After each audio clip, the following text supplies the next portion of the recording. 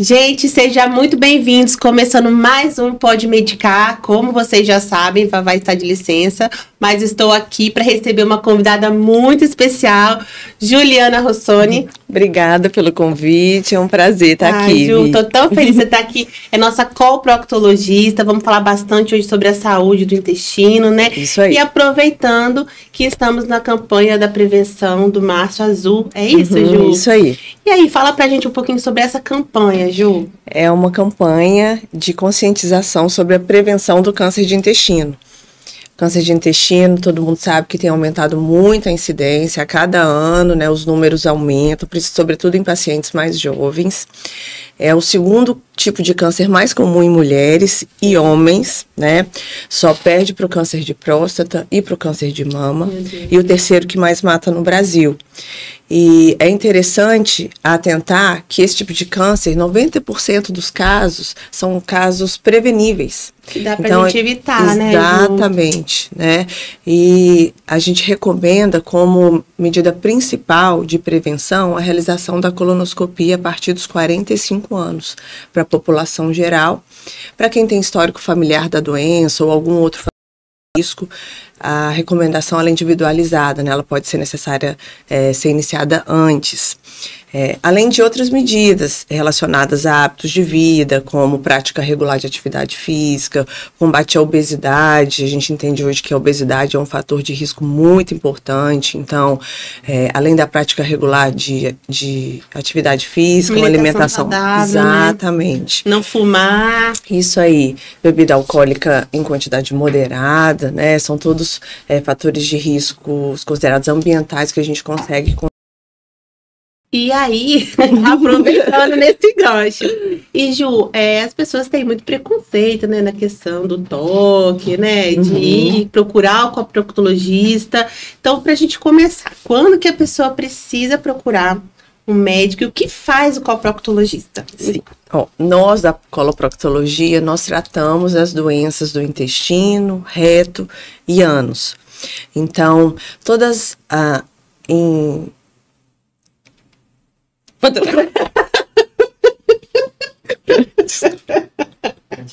Peraí.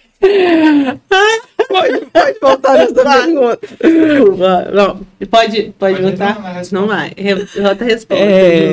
Então, o que faz o que faz o coproctologista? Sim. Bom, então o médico coloproctologista, ele cuida de todas as doenças do intestino, reto e ânus.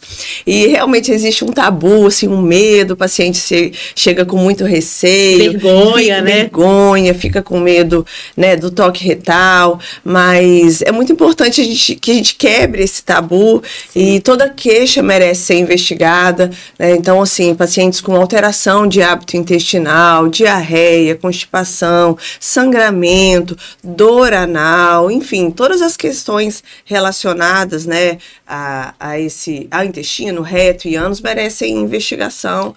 E a gente olha com muito carinho, não precisa ter vergonha, não precisa nenhum preparo. Não é doloroso, né? Não, o paciente às vezes nos pergunta, eu preciso de algum preparo para ir à consulta? Não, não precisa. É só, você vai à consulta de coração aberto, fala tudo que você sente, que a gente vai procurar fazer o melhor pra você. Às vezes ali um sangramento, né, Ju? Já é importante estar. Eu lembro da minha gestação. Qualquer alteração merece ser investigada. Então, a gente não pode negligenciar, principalmente o sangramento. Sim. Eu lembro da minha gestação, que vou contar aqui pro pessoal, né? A gestação do bem. Gente, eu tinha tanto medo de ter hemorroida. E a gente vai falar um pouquinho sobre o tratamento da hemorroida, né? Mas puxando aí o gancho. Eu tinha tanto medo porque eu já sou uma pessoa constipada. Era, né? E aí eu lembro que eu marquei com a Ju. Falei, Ju, me ajuda. Porque eu vejo muitos casos de pacientes durante a gestação, né? Desenvolverem a hemorroida. E aí eu lembro que fui na Ju, passei pela consulta, eu tava já evoluindo com uma fissura, né, melhorei ali, a Ju me passou fibras e tal, e Ju, vamos falar então um pouquinho, né, aproveitando a questão do toque, da consulta, quando que a gente tem que ter, assim, o receio de ter hemorroida? E eu sei aí que você está trazendo novas tecnologias. Vamos falar um pouquinho, porque antes era um tratamento difícil. Eu, como anestesista e mexo com dor, vejo que as pessoas, né, comentam. Então, agora a gente tem um tratamento menos doloroso. Conta aí pra galera a questão da hemorroida. Vamos lá. A cirurgia para o tratamento de hemorroida sempre causa, assim, um medo nos pacientes, né? Então, durante a consulta, quando a gente identifica a hemorroida, que é também algo muito prevalente, então é muito comum, então, quando a gente indica o tratamento cirúrgico, é nítido, assim, o paciente gela na nossa frente. Acho que o pós-operatório, né? Dor no pós-operatório, né? Mas hoje a gente consegue amenizar, aliviar, né, esse período de dor, essa queixa de dor no pós-operatório, com as novas tecnologias e com outras medidas também, de controle de hábito intestinal, né, controle de constipação, as medicações para dor, mas o que realmente tem mais impacto, né, nesse pós-operatório, são essas novas tecnologias, tá? E aí eu tô falando do laser. Ai, que legal. O laser para o tratamento da doença hemorroidária, ele melhorou muito, assim, ele abreviou o tempo de recuperação. Então, assim, o paciente que às vezes precisava de 3 semanas, 2, 3 semanas, para a recuperação de uma cirurgia de hemorroida, a gente consegue abreviar esse tempo aí para 1 semana, minimiza muito a dor no pós-operatório e é algo que a gente percebe, né? O paciente valoriza muito tempo,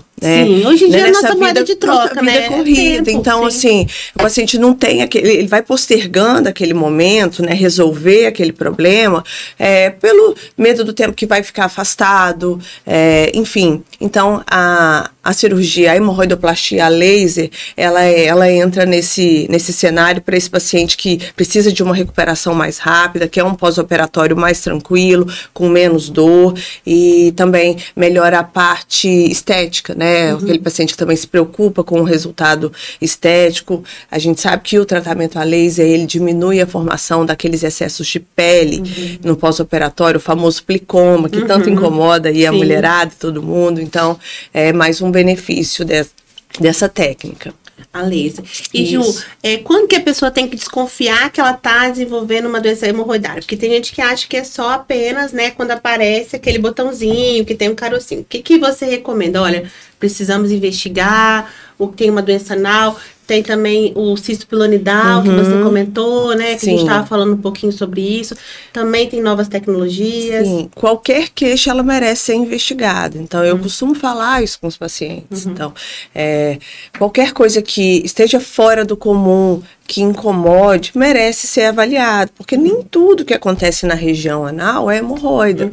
Os principais sintomas são esses que você começou falando, que são sangramento, uma ardência, coceira, paciente que nota uma protuberância na região anal, são sintomas comuns da doença hemorroidária, mas nem sempre, né? Nem sempre esses sintomas se aplicam apenas a essa doença. Então, precisa de uma avaliação médica mesmo, para fazer um diagnóstico preciso e recomendar um tratamento que seja eficaz para cada caso. Né? Nem todas precisam de cirurgia, né? Nem todas precisam de cirurgia. As hemorroidas são classificadas, né, em graus, podem ser internas, externas, enfim. Então, o tratamento ele deve ser individualizado, levando em consideração não só apenas o tipo de hemorroida, mas a expectativa que o paciente tem com o tratamento, né? O estilo de vida, né? É um paciente que precisa de uma recuperação mais rápida, não pode parar tanto tempo, não quer, às vezes, uma internação hospitalar, quer tentar algo que a gente consiga resolver dentro do consultório, enfim, a gente tenta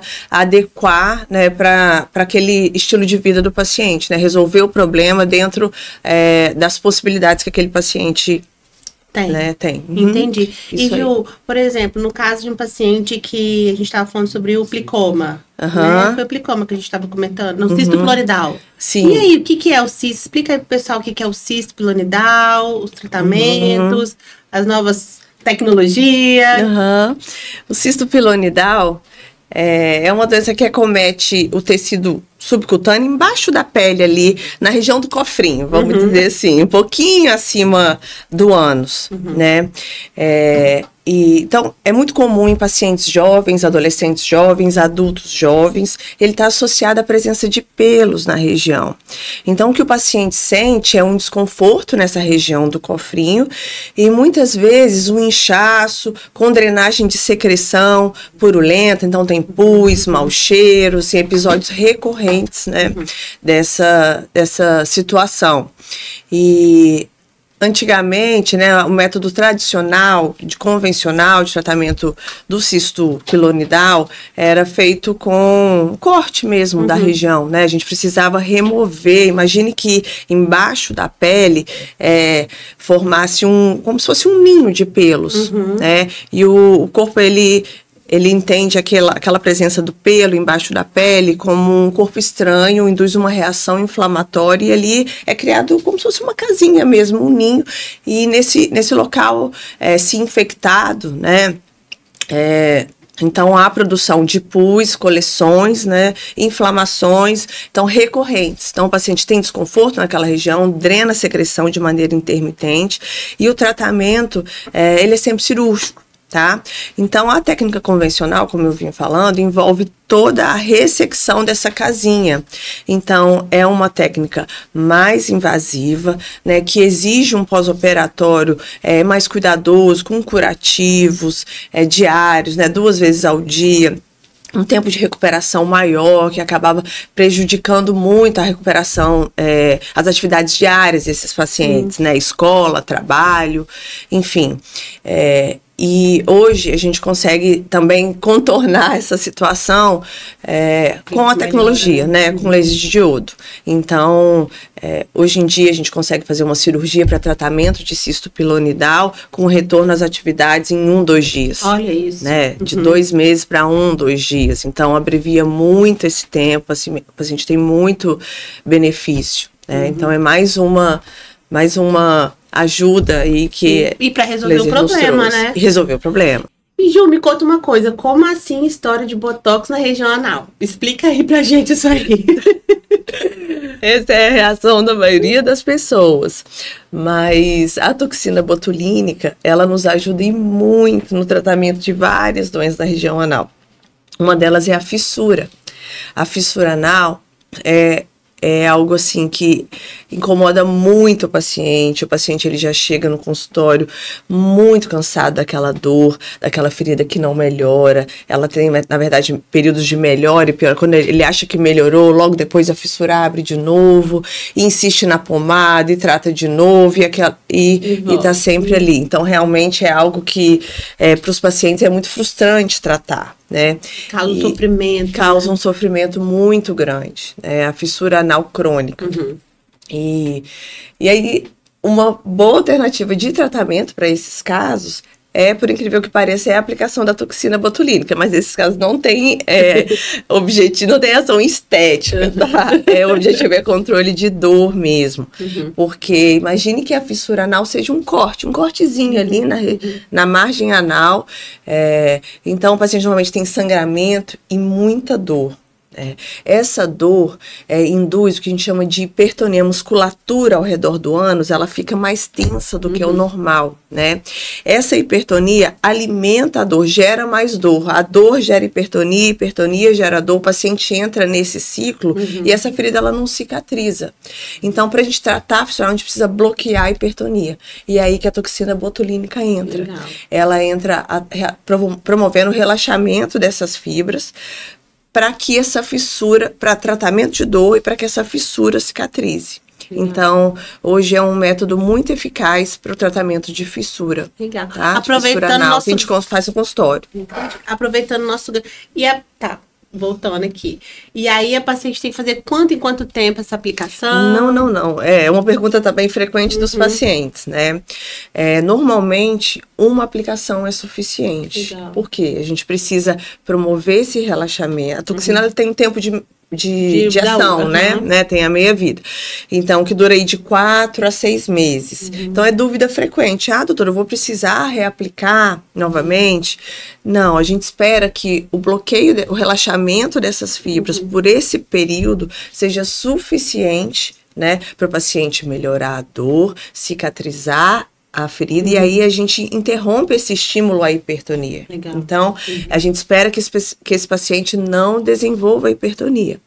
E a gente tem usado também o Botox no pré-operatório de hemorroida. A gente estava falando de medidas para amenizar a dor no pós-operatório de hemorroida, e o Botox também nos ajuda nesse ponto, porque o paciente sente muita dor no pós-operatório porque ele desenvolve essa mesma hipertonia. A musculatura, ela fica muito tensa. Então, o que a gente tem feito? A gente aplica o Botox 15 dias antes da cirurgia.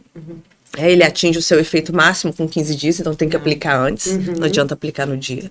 Aplica 15 dias antes, e no momento que a gente realiza a cirurgia, essa musculatura ela está relaxada, o paciente não desenvolve hipertonia, e esse paciente tem um pós-operatório aí muito mais tranquilo, tá? Bacana, a gente utiliza também para anosdispareunia, às vezes pacientes com queixa de dor na relação sexual anal, né, na relação sexual anorreceptiva, muitas vezes por causa dessa contração dessa musculatura, então é também uma indicação de tratamento desses casos. Eu lembro que a gente dividiu, né, aproveitar agora o assunto da dor, né, lembro que a gente dividiu uma paciente com proctalgia, né, ano passado, utilização de Botox, né?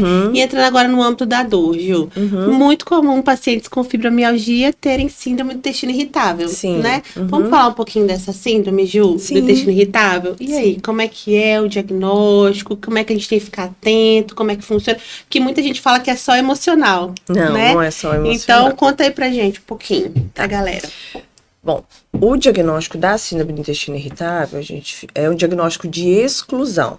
Por quê? Essa síndrome, ela não tem, né, não está associada a alterações estruturais.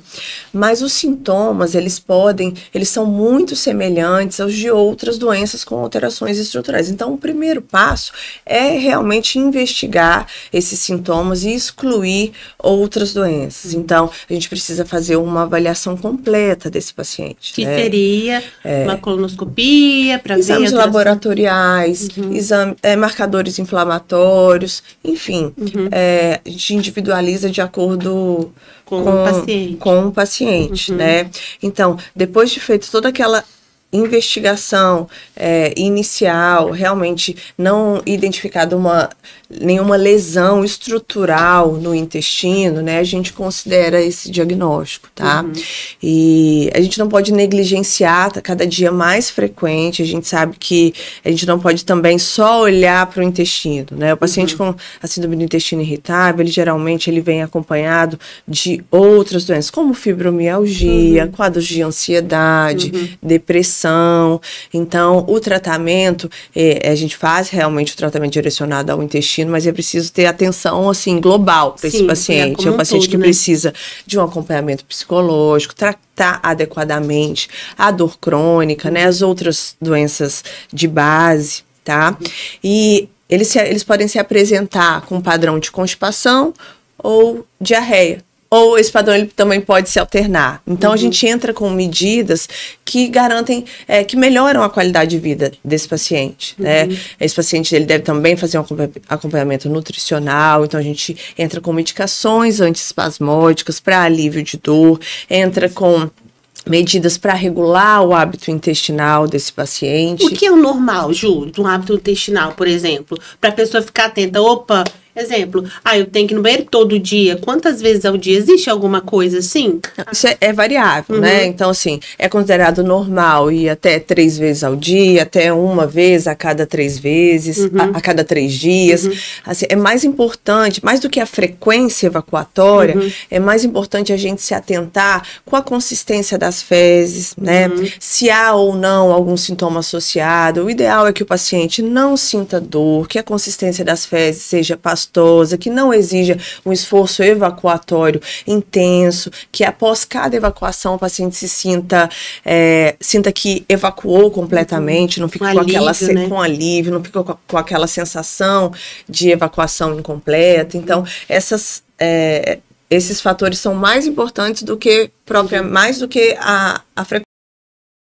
A gente considerar que uma pessoa é constipada, tem assim... Existem alguns critérios, sim, objetivos. A frequência, ela entra como critério. É um dos critérios, né? Mas a gente leva em consideração isso que eu falei, consistência das fezes, esforço evacuatório, essa sensação de evacuação incompleta, assim, é um critério de pesado, né? Essa sensação de que não evacuou completamente, então entra no diagnóstico. Entendi. Nos critérios diagnósticos. Entendi. E aí, falando de doenças, né, do intestino, a doença de Crohn e a retocolite, Ju? Existem diferenças, né? Explica assim um pouquinho pro pessoal o que significa cada uma. Tá. E porque é uma doença aí, né, que é um desafio, né, Ju? É sempre um desafio. Conta aí. São doenças crônicas, né? A doença de Crohn e a retocolite ulcerativa são doenças inflamatórias intestinais crônicas, não tem cura, merecem acompanhamento, segmento, né? Tratamento especializado. Mas quando bem conduzidas, os pacientes podem levar uma vida normal. Então é muito importante a gente que esse paciente ele tenha acesso ao atendimento para que seja feito um diagnóstico precoce, para que a gente previna as complicações relacionadas às doenças. É desafiador, sim, porque geralmente não é todo profissional que tem esse olhar atento, então às vezes, esses pacientes às vezes eles demoram um pouco a serem diagnosticados, né? Então a gente bate muito nessa tecla. E como que a gente tem que ficar atento? Olha, sinais de doença, né, inflamatória intestinal, e procurar, e como começa? Fala aí. Bom, alteração de hábito intestinal, diarreia com presença de muco e sangue, emagrecimento sem causa aparente, anemia, associações com outras doenças autoimunes, lesões de pele, articulares, a gente se atenta, né? Sinais, né? São sinais que a gente se atenta. Entendi. Então, é o que eu sempre falo. Tem uma idade, assim, em média, que idade que começa? De que a gente tá falando na verdade, do tempo, tem 2 picos, né? Assim, então, acomete geralmente adultos jovens, mas também tem um segundo pico de acometimento de pessoas mais idosas. Mas pode acometer qualquer idade. Isso é mais de criança também tem. Olha, entendi. Criança também tem. Então, nem tudo é verme, né, Ju? Não, nem tudo é verme. E isso é atento. importante. A gente tem que valorizar cada queixa, né? Eu falo isso sempre para os pacientes. Qualquer coisa que você note que está fora do normal precisa ser avaliado. Entendi. Né? E Ju, a questão da colonoscopia, né? Ela serve. A gente tem os dois, tem as pessoas muito preocupadas, né? Eu tenho na família, né? Inclusive, que quer fazer. E tem as pessoas que têm o medo, como a gente estava falando. É um exame seguro e eu queria que você falasse um pouquinho da colono. Você falou da questão da idade, né? Quando que a gente precisa fazer, mas o que é o exame, né? Como é o exame, para as pessoas ficarem mais confortáveis. Tem um preparo, né? Sim. E aí? É um exame que é, sim, seguro, tá? Quando ele é bem indicado. Então, ele não pode ser feito sem necessidade. Sim. Porque é um exame, sim, invasivo. Tem sua chance, seu risco de complicações. Assim como se você faz arrancar uma unha, você pode ter complicação, né? Mas como tudo na medicina, a gente sempre coloca numa balança. Né? Então, quando ele é bem indicado, o benefício do exame, ele supera o risco. Então, de uma forma geral, é um exame considerado muito seguro. O índice de complicação relacionado a ele, de uma forma geral, na literatura, é menor do que 1%. Olha isso. Tá? Para exames diagnósticos. Então, é sim um exame seguro, então não vejo motivo, assim, eu até entendo o temor dos pacientes, mas assim, eu tento sempre quebrar esse medo, porque é sim um exame seguro. Tá? E muita coisa já pode ser resolvida ali, né, Sim, Ju? a gente falou mais cedo que é o principal exame, é o exame padrão ouro para prevenção, né, de câncer de intestino. Por quê? Porque além de permitir a identificação de lesões, né, precoces, a gente consegue também identificar as pequenas lesões que são pré-cancerígenas, que a gente chama de pólipos, né? Identificar e remover no mesmo exame. E já tratar, né? E já tratar, evitar que aquilo ali vire um problema não precisa de internação, né, Ju? Vai lá, normalmente não. A não ser que seja um paciente que tem alguma comorbidade importante. Então, o paciente chega, faz o preparo na véspera, chega em jejum, faz o exame, fica um pouquinho em observação. A gente faz todos os exames sob anestesia, né? Então, se eu faço o exame, tem sempre um colega anestesista que fica por conta da sedação, do conforto, da segurança do paciente. Então, depois do exame, ele fica ali em observação, uns minutinhos, tem que sempre acompanhar. Depois normal, comer normal, né? Seguir a vida. Só no dia, por causa da sedação, não pode dirigir. A gente recomenda que não trabalhe, mas assim, ele já sai... Fica tranquilo, né? Tranquilo dos exames, né? O preparo a gente realiza na véspera, né? O paciente faz uma dieta um pouco mais restrita na véspera e 5 horas antes do exame toma uma medicação que vai ter uma limpeza, vai fazer uma limpeza intestinal. Se a gente imagine que a colonoscopia, né? O colonoscópio seja um tubo com uma microcâmera na ponta que a gente avalia o revestimento interno do intestino, então tem que estar bem limpinho, não pode ter nenhum resíduo de fezes, porque a gente avalia as minúcias, né? Sim. Detalhes, essas lesões que a gente estava falando, os pólipos, né? Alguns são milimétricos, 2, 3 milímetros, então tem que estar bem limpinho para que a gente possa identificar, realize um exame de qualidade que realmente tem impacto ali na vida desse paciente, né? Mas a prevenção também não é a única indicação, né? Então, a gente... É um exame... Para investigar essas doenças inflamatórias, sangramento, né? Isso aí. E poder fechar diagnóstico muitas vezes, isso né? Aí. Doença diverticular, Ju, além desses hábitos também intestinais, tem alguma outra coisa que a gente pode pensar em doença diverticular? Geralmente, esses são pacientes mais idosos, né? É mais prevalente nessa faixa etária. A recomendação geral é que o paciente tenha uma dieta rica em fibras, tá? Então, consuma muitas frutas, verduras, legumes.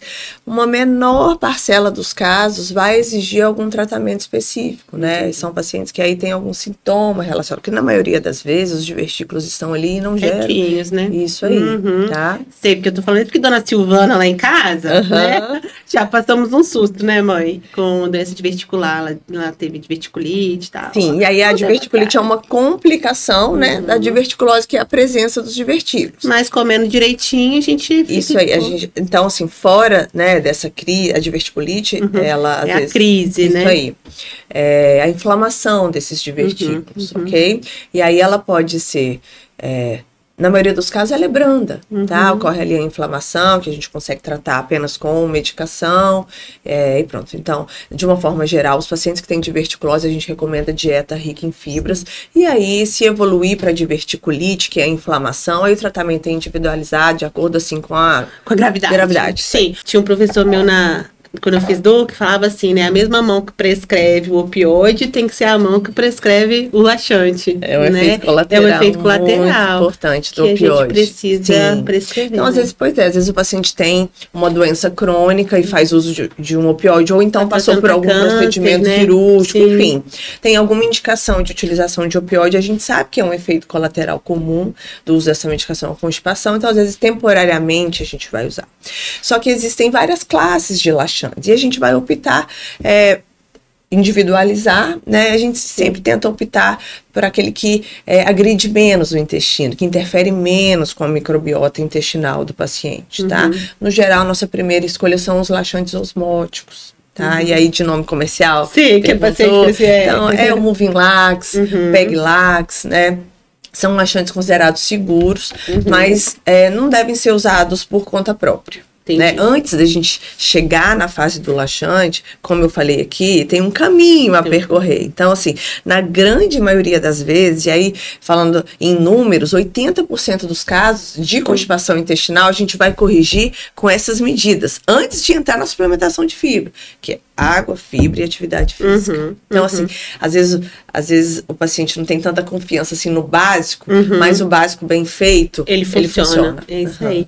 Então, assim, Ju, essa questão do enema, detox intestinal, isso tudo, a sociedade não recomenda. Não tem nenhuma recomendação formal, assim. Entendi. O enema, a lavagem intestinal, ela é indicada para aqueles casos de impactação fecal, né? Que seria, para o pessoal entender aí?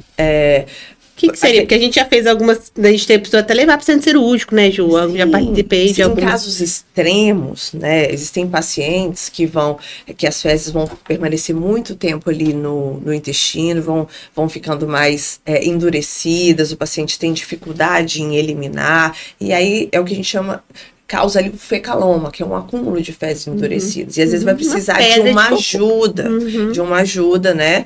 Para serem eliminadas, né? Mas são casos, assim, muito específicos. Muito extremos, exatamente. Então, no cuidado, né, diário do intestino, a gente não recomenda nenhuma lavagem fora né? Fora da necessidade, né? Em momentos de impactação como esse. Entendi. Tá? E o que mais, por exemplo, você vê chegar no seu consultório, Ju, que você queria deixar aí uma sugestão da especialista mesmo, né? Uma sugestão, uma dica. Fala aí pro pessoal. O que você fica livre para falar aí? O que você gostaria de deixar de dica pro pessoal? Sim, aproveitando, né, a campanha, né, do mês de março, do Março Azul, da conscientização, da prevenção do câncer de intestino, a gente tem visto muitos casos cada dia que passa, então eu acho que a principal mensagem é a prevenção contra o câncer, tá?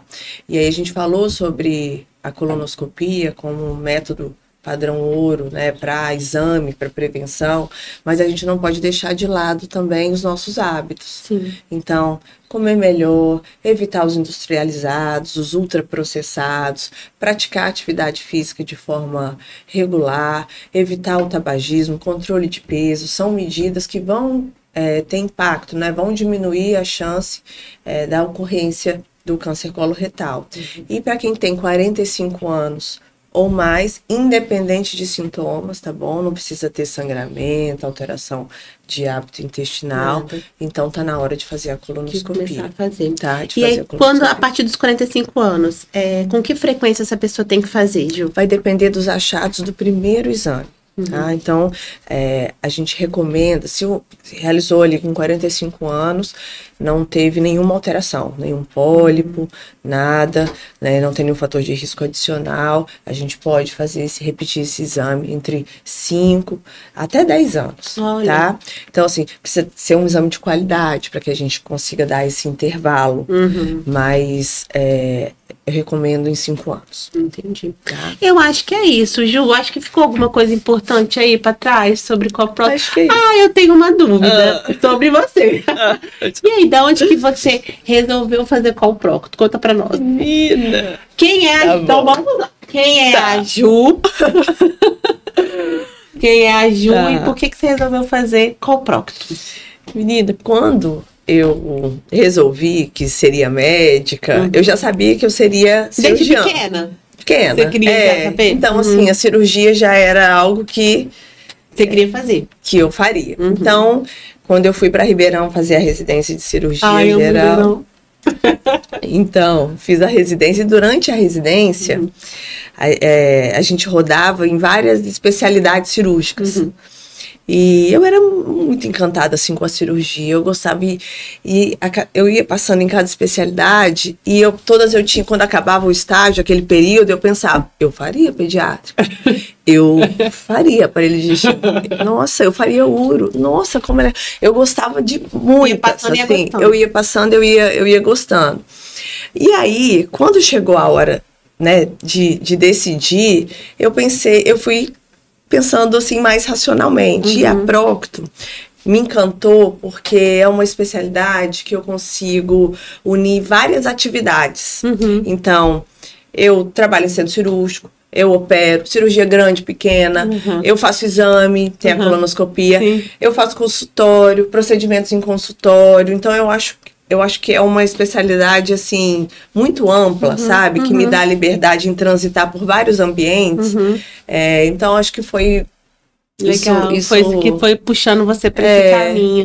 E por falar em ambulatório, tem um ambulatório aqui de doença inflamatória, não tem, Ju? Tem. Fala um pouquinho pro pessoal aí. Sim, a gente tem um ambulatório especializado em doença inflamatória intestinal, né? Isso é incrível, acho que é o único aqui, não é? No norte. No norte, né? tá. Sim, no norte. E a gente faz esses atendimentos no SUS, né? Lá no CRI. Legal, que bacana, Ju, parabéns. Bom, eu acho que é isso, eu amei ter você aqui, gente, a gente prazer foi meu, obrigada pelo convite. Tá com você no centro cirúrgico também. O prazer todo meu, nossas conversas. Mãe, né, mãe de cachorro, mãe de bezerro, tudo. Gente, foi um prazer, tá, Ju? Obrigadão por aqui, todo meu, muito obrigada pelo convite. Eu que agradeço, tenho certeza que o pessoal que tá nos ouvindo e nos vendo também teve esse papo esclarecedor. Gente, se precisar, é só ir lá no Insta da Ju, tá? Deixe sua pergunta, suas dúvidas. Estou à disposição. É isso, né? Gente, obrigada. Beijo, até a próxima. Tchau, tchau.